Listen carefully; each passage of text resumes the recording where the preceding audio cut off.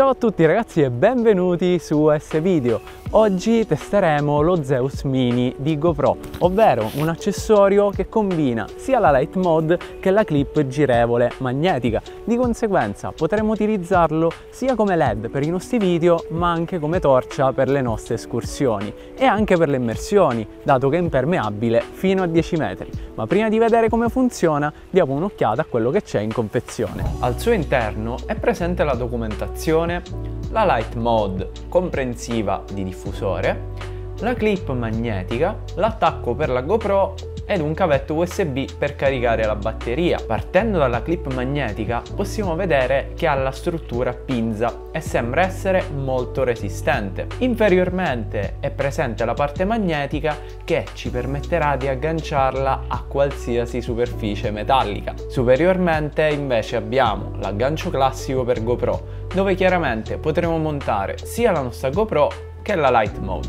La comodità di questo supporto è data dalla possibilità di essere agganciato ovunque ed avremo la possibilità di orientare il faretto LED in qualsiasi direzione. La struttura a pinza rende questo supporto ancora più versatile, infatti potremo agganciarlo allo zaino per poter utilizzare la Light Mode come una torcia per affrontare una lunga camminata in un sentiero poco illuminato. Naturalmente potremo sfruttare lo Zeus Mini per avere dei video ben illuminati anche di sera, ad esempio agganciandolo tranquillamente ad un selfie stick. Ovviamente nessuno ci vieta di sfruttare la clip magnetica per agganciare la GoPro, per avere una visuale in prima persona, ad esempio dallo zaino. Infatti la caratteristica di questo Zeus Mini è che è composto da due accessori che possono essere usati per scopi differenti. Adesso vediamo nel dettaglio la Light Mode, che presenta il classico attacco per le fotocamere, infatti potremo agganciarla direttamente al Media Mode per Hero 8 o Hero 9,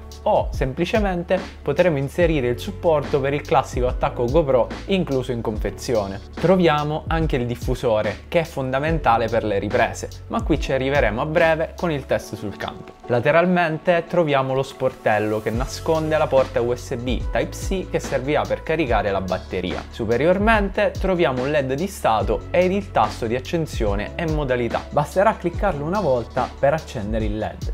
In totale ci sono 5 modalità. Vediamo la differenza di luminosità al buio. La prima modalità è quella base, che ci garantirà fino a 6 ore di autonomia ed una potenza di 20 lumen. Con un altro clic andremo nella seconda modalità, che arriverà a 60 lumen con 2 ore di autonomia. Con un altro clic passeremo alla terza modalità, che arriva a 120 lumen con un'ora di autonomia. Con un altro clic andremo nella modalità stroboscopica per delle segnalazioni in caso di emergenza. Infine, se cliccheremo rapidamente 2 volte, attiveremo la modalità Overdrive, che arriva a 200 lumen e si disattiverà automaticamente dopo 30 secondi. Se dovrete utilizzare lo Zeus Mini come torcia, allora converrà sicuramente togliere il diffusore, perché avremo una quantità di luce maggiore. Con il diffusore invece avremo una luminosità inferiore, ma la luce sarà molto più morbida e raggiungerà i 5000 K, mentre senza diffusore la temperatura sarà di 5700 K.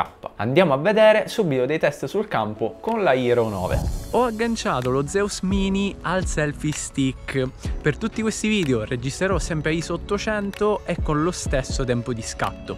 Chiaramente se impostiamo un ISO con un valore più alto il video sarà più luminoso, però avremo anche molto più rumore nei video. Sono in modalità 3 con il diffusore applicato ed è la situazione migliore per registrare un video.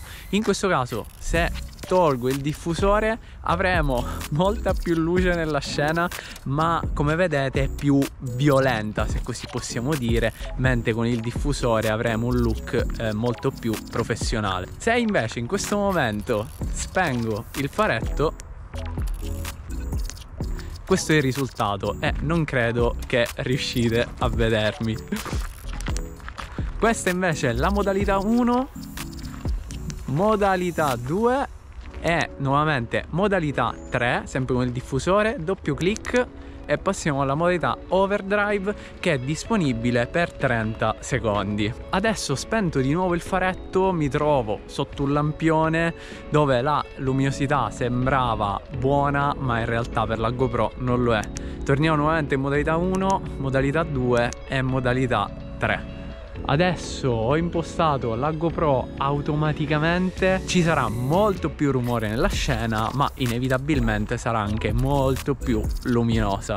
In questo caso, se accendo il faretto, la situazione chiaramente migliora, però come vedete in automatico non è l'ideale. Mentre tornando a utilizzare il faretto e la GoPro impostata manualmente avremo un look più professionale. Ho voluto testare lo Zeus Mini anche come torcia nel bosco e senza diffusore. In modalità 3 sono rimasto abbastanza soddisfatto del risultato. Inoltre, per una camminata avremo la possibilità sia di agganciarlo come abbiamo fatto precedentemente, o semplicemente lo potremo tenere in mano come una classica torcia. Avrei voluto testarlo anche sott'acqua, ma onestamente, viste le temperature del momento, non mi sono cimentato nell'impresa. Quindi, concludendo, potremmo utilizzare questo supporto in tantissime occasioni, dal vlog con la GoPro all'escursione nella grotta. Sin da subito mi ha dato la sensazione di essere robusto e dopo un paio di settimane di utilizzo vi posso dire che sembra veramente adatto a qualsiasi condizione.